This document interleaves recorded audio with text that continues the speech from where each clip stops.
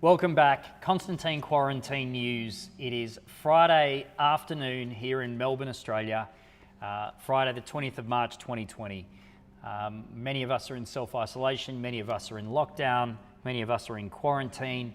I'm here to talk about some of the news of the day, some things we've seen out and about, and some of the things that we've been sent by various friends. Let's start with the financial review show. Before we do start, we've got this lovely chat box there. There we are. There's the chat box. If you'd like to chat, feel free to chat. If you'd like to call, please call. I'm answering your calls right now. So for those of you that have my number, call, and we can chat on air. Otherwise, feel free if you don't want to chat on air. Anyway. Let's go to our first bit of news. The financial review, there's some good news coming through, there's some bad news coming through.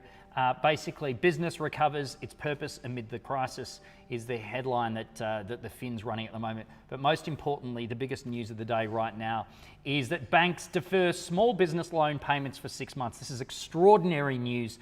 The Australian Banking Association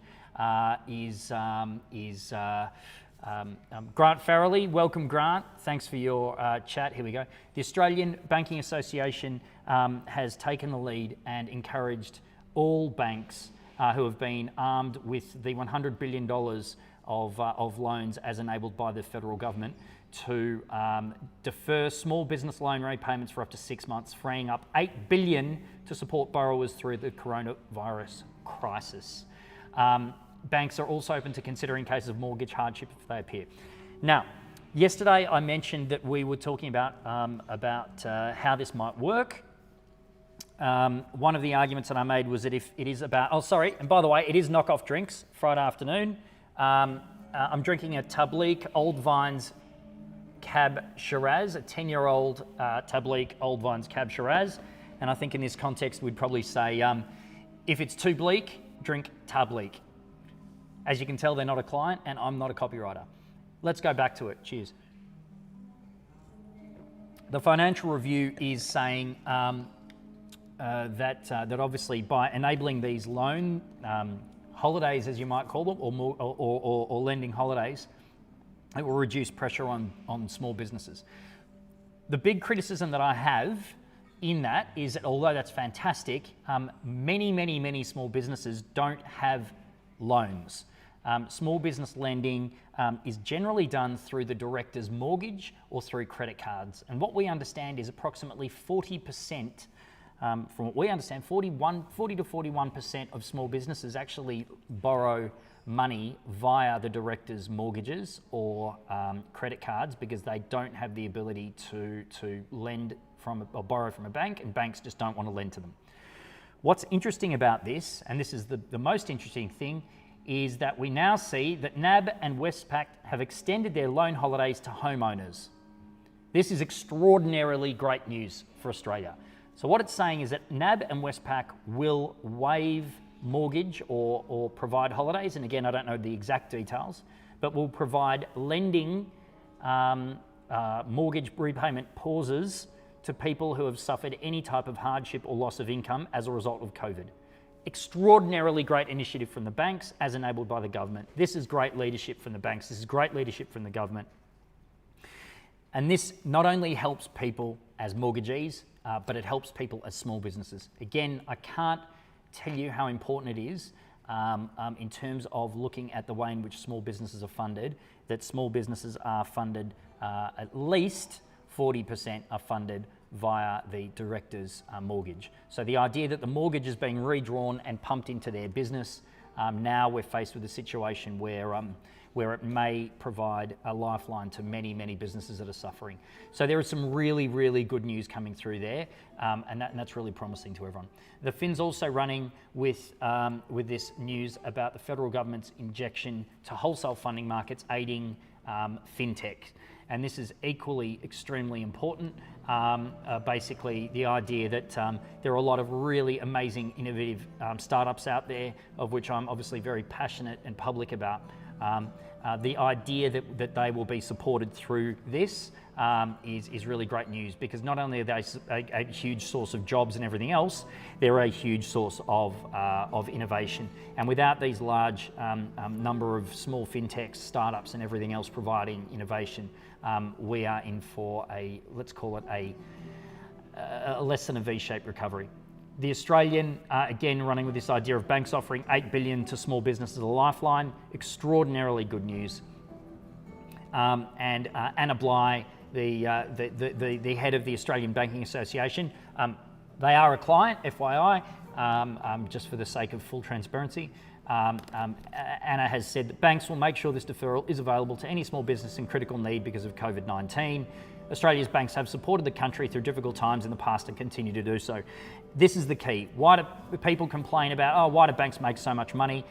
They make so much money and they have such a great asset base because in times like this, they can actually step up as liquid banks rather than them also needing to be standing in a line with their hand out, waiting for government or waiting for us as taxpayers to do something about them.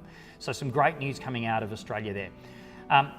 The other thing that's happening is that Solomon Lew has taken great leadership there in the retail space, and he's basically saying that landlords need to come to the party with things like rent holidays, and understanding that. A great quote down the bottom here along the lines of it'll be there somewhere. Landlords have a major role to play to ensure retailers can operate in the short term for the long-term benefit of all stakeholders. And there is also a quote there where he says that historical rents are just that, historical. And it's important that, that landlords come to the party, that every link in the chain works there. One thing that has been extremely disappointing has been seeing how the EU is abandoning Italy in its time of need. And what we're really seeing at the moment is that the EU's just really providing to be a bureaucratic mess like we all think it is. Really not doing anything to support Italy, really not doing anything to support Greece, considering also that Greece has a range of refugee camps there that may become dangerous places where coronavirus could spread very easily in very confined spaces. The EU needs to step up, and the EU needs to do something immediately, because we've seen a particularly inept response, but what do you expect when you have large bureaucracies like the EU? In other extremely sad news, Teague Izard is shutting down two CBD restaurants in Melbourne, Izard and Ginger Boy, shutting on Saturday night. And these are restaurants that have been open for 21 years and nearly 15 years. What we're seeing is across hospitality, this is the thin edge of the wedge. There will be a lot of businesses, and the fear is that this kills a lot more jobs and it kills a lot more businesses than it does people, and that's just as sad a situation when people's livelihoods are lost because of this. What else are we seeing? We're seeing that the Aussie dollar is at 0.59 US cents or 59 US cents. And it's really come down. A hell of a lot. And what we often see is that during times of crisis, people want to alleviate risk in the forex markets, and so to alleviate risk, they go to the US dollar. Thankfully, the Fed overnight issued some currency swaps with a range of banks, up to $60 billion US per bank, and that was around Australia, Argentina, Canada, Mexico, and a number of other countries, just to ensure that all of these reserve banks are liquid and they have enough foreign currency on hand without necessarily debasing their own currency. So there's some excellent work that's happening there across the reserve banks. One other thing that's happening right now is a new segment. Of course, this show's only one episode old. A new segment called Celebrity COVID of the Day.